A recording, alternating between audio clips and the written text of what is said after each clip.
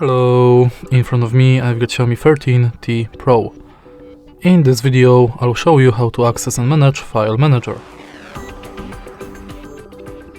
In the beginning, let's go to File Manager, Agree, Allow, and thanks to File Manager you've got access to your images, videos, documents, music, apps, Bluetooth and downloads, archives more, recent files, internal storage, clean function,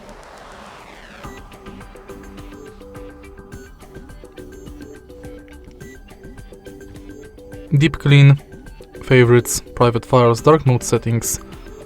You can also transfer files and connect to computer.